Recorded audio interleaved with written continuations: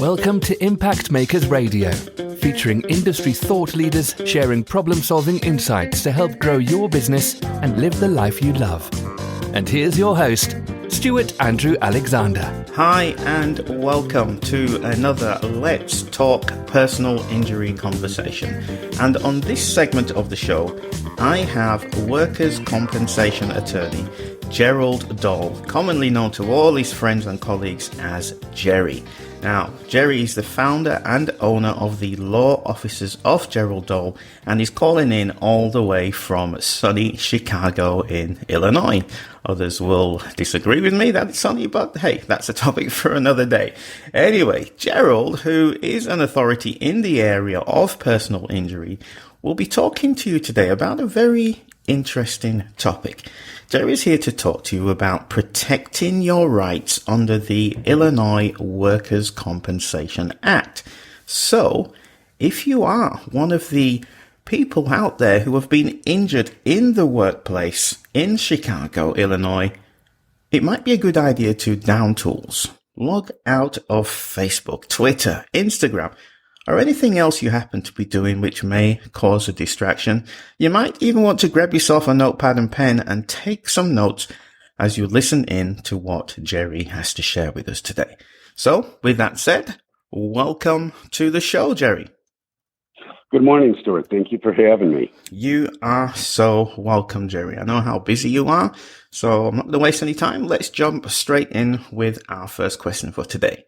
So, briefly, Gerry, in your own words, please share with us what kinds of people you serve and the various types of situations they find themselves in when they reach out to you for your help.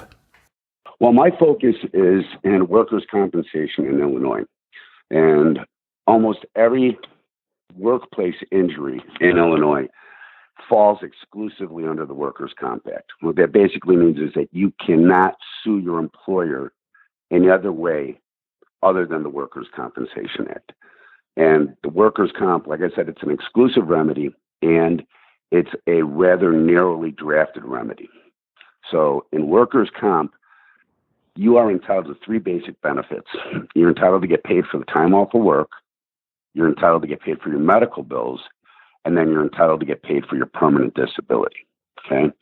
Now, those benefits are supposed to start running timely. So if you get injured on the job, you don't have to wait until the suit settles or until you end up with a jury verdict or a bench trial. They are supposed to start paying your benefits within 14 days from the date of the accident. Okay, so they're supposed to pick up your medical bills, they're supposed to pick up your time off of work, and they're supposed to pay for a compensation when you're done treating, when they've determined what your level of disability is. But because it's a no-fault system, they have to pay these benefits, but the benefits are capped. So you don't get 100% of your salary back. You get 2/3 of your salary back. You're entitled to have all medical bills paid for. There's no co-pays, no deductibles, nothing along those lines. However, you are limited in the number of doctors and treaters you can provide. And then 3, your permanent disability, what you get paid for at the end, is based upon your permanent disability in an occupational setting. There's no pain and suffering. There's no loss of consortium. There's no punitive damages. This all goes back historically before they had a workers' comp act. If you got hurt on the job, you could sue your employer in negligence, but those cases took years to go through, and there was no guarantee that you'd win, so you'd end up being paupered and penniless during the meantime while your case was pending. So I'm not trying to oversimplify it, but that's basically the benefits under the Workers' Comp Act and how the system works. It's a no-fault system. It doesn't matter whose fault the injury was. As long as you can prove that you got hurt on the job, doing your job, you're covered under the law. Okay, fantastic. That's some great insights there, Gerry. So it obviously goes without saying that anything you share with us today, Gerry, is not legal advice or even legal assistance. It's purely information. Now, I'm sure in the many years that you've been out there helping the people you help, that you have come across many preconceived notions, many misconceptions when people come to see you and they believe the things they've heard, the things they've read online to be true. However, we only have 15 to 20 minutes today. So of all of those misconceptions that come across your table, Gerry, Can you share with us the most common misconception that you come across while you're helping your clients on a day-to-day basis? Well, there's a number. One of the largest, I would say, is that people inquiring about pain and suffering in a workers' comp. Like I stated briefly earlier, workers' compensation is a limited remedy. They have taken away from the employer a number of defenses. Okay, the employer cannot argue that it was your fault. The number of injuries I've had where somebody has gone and put a nail gun through their hand or set up a ladder improperly or slipped and fell, cases where there was no negligence involved in the employer, it's irrelevant in a workers' comp case. As long as you can prove you were on your job, doing your job, you got hurt. But because of that, pain and suffering, issues where you're trying to get the normal damages you can get in a lawsuit, a negligence case, are not applicable in a workers' comp case. So you have to explain right off the bat to all the clientele, there is no pain and suffering in a workers' comp. The only time pain and suffering becomes relevant is when you go to settle your case. And if that pain and suffering rises to a level that it keeps you from going back to your job. And as you pointed out, these are all generalities. Every single case is factually driven. They're fact specific. So what I can say, in all certainty, if you sustained an injury and you missed any serious amount of time, or you look like you're going to have some sort of permanent disability, you really do need to speak to a workers' compensation attorney just to protect your rights. Whether it be me or one of my colleagues or anybody else, you need to talk to an attorney to make sure that you're protected.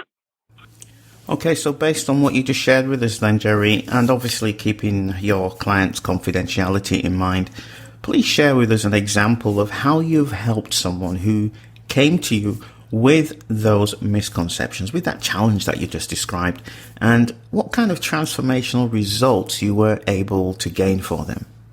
Oh, yeah, so it's kind of a trick question. I've had people that I've represented that have had broken fingers, so I've had people that are basically wheelchair bound, and they're never, ever going to work again.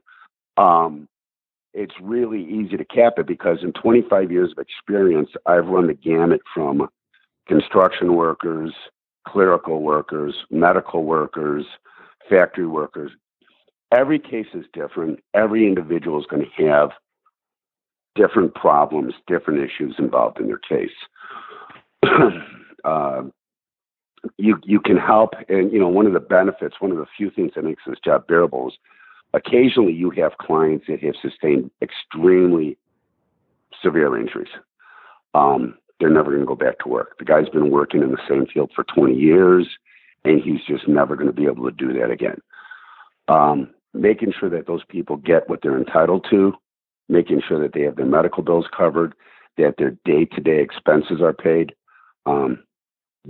that's probably the best part of the job. Right.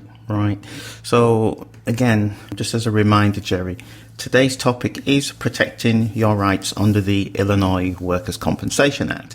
Now, with that in mind, and for those people who have been injured in the workplace and they're out there wanting to know more, what's the most common but unknown pitfall that they need to avoid, regardless of what situation they find themselves in, Gerry? Well, my first piece of advice would be, under the Workers' Comp Act, there is no formal discovery. There's no need for an individual to give a tape-recorded statement to the insurance company. Normally, when an insurance company adjuster contacts them and starts asking them questions, they're working off a written set of interrogatories. There's no reason for an individual to provide them with answers. They're basically going to pin you down and pin your story down. And if you leave anything out, they will use that against you in the future. It's almost like Mirandizing somebody in a criminal case. The other issue is you've got to make sure that you have a good line of communication with your medical doctors. Workers' comp is medically driven. What's in the medical records is all important. You have to make sure your doctor knows what kind of work you were doing, how the injury occurred, and how this is physically affecting you. There has to be. You need a good relationship with your treating doctor. There's nothing an attorney can do about that. Workers' comp is medically driven. Your doctors, your medical records are all important in a workers' compensation case. So you really do need to have a good relationship with your treating doctor, whether it's a surgeon, neurologist, whatever it is. You need to have good communication and a good relationship there.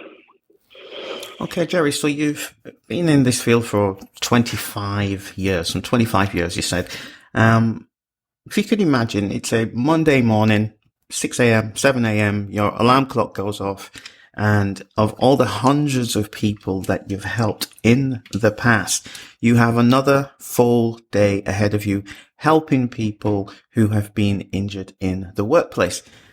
I want to know, the listeners want to know, how does Gerry Doll feel on a day like that, even after 25 years? Is he still motivated?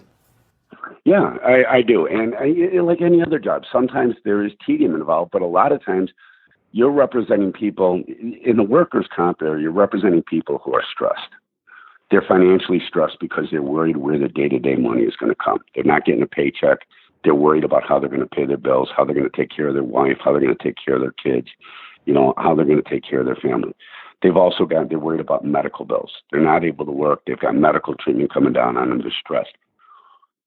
What makes you feel good is when you can put those people at ease and let them know that they're protected, that they're covered, that you've got their back.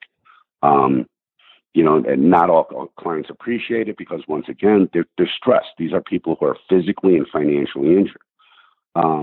But at the end, when things work out right, when, they're paid, they get their medical benefits, they get back to work and everything, you feel good that you're actually doing something to help somebody.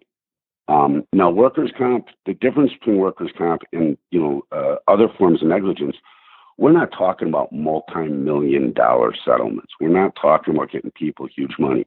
We're talking about getting them paid their day-to-day subsistence and then getting them into settlement at the end, and hopefully getting them back to work, getting them either back to work in their former job or getting them back to work in a new job where they can perform it due to whatever physical limitations they have on it. This is really important work that you're doing, isn't it, Gerry? And sometimes it really does feel like it. Sometimes, like any other job, it can feel a little ho-hum. But yeah, you're trying to help people out. You're trying to help them with their day-to-day. And, when anybody gets hurt, no matter what the injury, workers' comp or anything else, people are stressed. So, the one good thing about being in my line of work is you feel like you're wearing the white hat. Right. So, first of all, thanks for sharing that. That's really useful to get a little bit of insight into you on a personal level. So if we could just stick on the topic of Gerry in terms of your formal background, your formal education, and your experience as it relates to the topic of personal injury. Well, I'm a Chicago kid. My father was a Chicago police sergeant, killed in the line of duty in 1967. My mother was a nurse. I grew up in a very blue-collar background. I went to Loyola University for undergrad with the assistance of 100 Club of Cook County, which is a phenomenal organization that helps out the family of police and firemen killed in the line of duty. They also helped me with law school. Graduated from Loyola University School of Law in 1992, was admitted to the bar in 1992. And I spent the first 25 years working for larger personal injury workers' compensation firms in Chicago. And last year, I decided to set up my own firm, hang my own shingle, with a more personal, lean, faster, and efficient approach to the area of workers' compensation. Okay, Gerry, I'd like you to picture the kinds of people who have been injured in the workplace, and they're wanting to dig a little bit deeper into the topic of protecting their rights under the Illinois Workers' Compensation Act. Now, with that picture in mind, Gerry, what final thoughts would you like to impart before we move on to our last question for today? Well, two important points that I kind of missed earlier. One, you have to give notice to your employer within 45 days. Mm-hmm. You have to let your employer know that you were injured or that you believe you sustained an injury on the job. Best thing possible to do is fill out an accident report, document this. Make sure that you've given your employer notice that you sustained an injury. And I would suggest you do that immediately. If an injury happens on a Friday and you don't report it until Monday, you're off on Saturday and Sunday, that's going to give an insurance carrier room to dispute the accident. They're going to sit there and say something happened at home over the weekend. You want to give notice immediately. Second factor is notifying your employer that you got hurt or talking to their insurance company. That's not sufficient. You have to file a claim with the Illinois Workers' Compensation Commission within 3 years of the date of the accident. Sometimes it's extended for 2 years, sometimes 25 years involving radiation or asbestos. But the normal statute of limitations is 3 years. That's an absolute bar. So you have to file that claim. If you hire an attorney, they will do that for you. You can file the claim on your own. You can contact the Illinois Workers' Compensation Commission, and they will provide you with the form. But you have to file that form within 3 years. So those are your two biggest legal, mechanical things that you have to do. You have to give notice, and you have to file the claim. Okay, some great information, Gerry. Thanks so much for sharing that.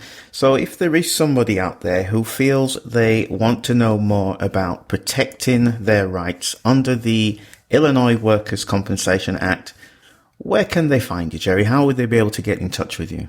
Okay, well, the email is GDOLL, doll like in Barbie, at thegjdlaw.com.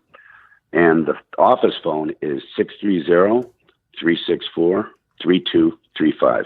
Consultations are always free. If you got a question, just give me a call. Thanks so much for your time today, Gerry. I think you've really proven that you are a true educator and advocate for your client success. So thank you so much, Gerry. Thank you, Stewart. You're so welcome.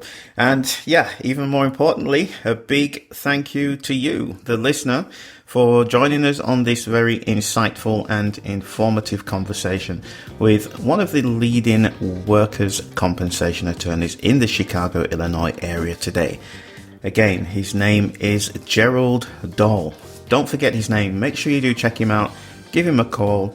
I'm sure you're going to be in a great place to get started once you contact Gerry. So again, my name is Stewart Andrew Alexander, and we'll be back shortly with some more leading personal injury professionals in this, our series of Let's Talk Personal Injury Conversations. So until then, take care, have a great day, and we'll talk real soon. Thank you for tuning in to Impact Makers Radio. To listen to all past, present and future industry thought leaders and trendsetters, visit us at impactmakersradio.com.